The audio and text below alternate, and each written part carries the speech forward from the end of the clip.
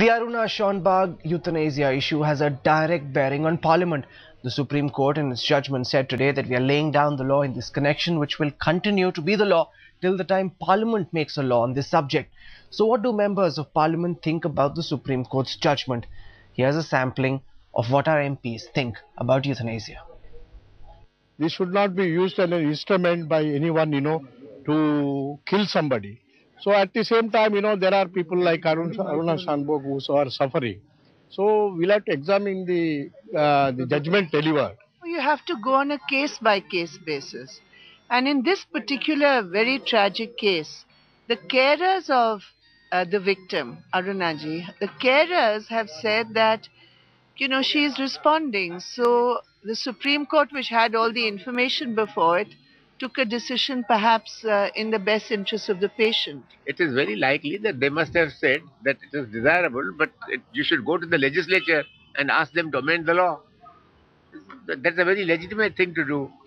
They have not said that euthanasia is not desirable. ये बहुत ही संवेदनशील मामला है और अगर इस तरह की अनुमति दी जाने लगे तो उसके दुरुपयोग की संभावनाओं से इनकार नहीं किया जा सकता। तो उच्चतम न्यायालय का जो निर्णय है स्वाभाविक रूप से इन सब बातों को ध्यान में रखते हुए किया होगा। Aruna Shanbaug has been lying incapacitated in a Mumbai hospital for 37 long years. The sweeper who brutally assaulted Aruna and completely destroyed her life spent just 6 years in jail. Aruna, a 25-year-old nurse with her entire life ahead of her, has been suffering ever since. Here's the story of what happened the night Aruna's life changed forever.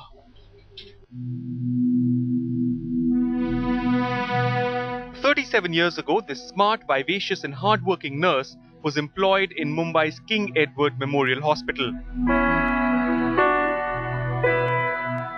Today, Aruna Shanbaug is a patient here, unable to move, unable to think, unable to talk. This after an attack damaged her brain stem, an attack that came just before she was to leave for her wedding. Tragedy struck the 24-year-old on the night of November 27, 1973.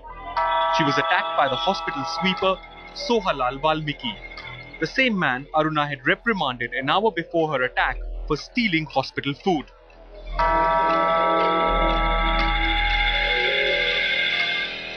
After her shift, when Aruna went to the basement to change her clothes, Valmiki followed her to take his revenge.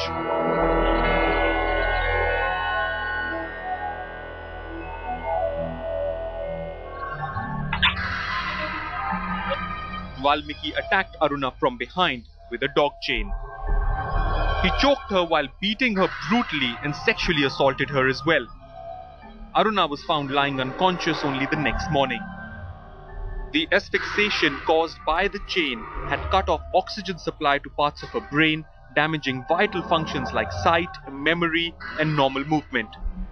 As a result, she has become cortically blind, which means that her eyes can see, but her brain cannot register the images. Living in a semi-comatose state for decades has caused her wrists to twist inwards. Her teeth have decayed, causing her immense pain. She has been surviving only on mashed food. Abandoned by her family, she has been under the care of the hospital's nursing staff. Bureau Report, Headlines Today.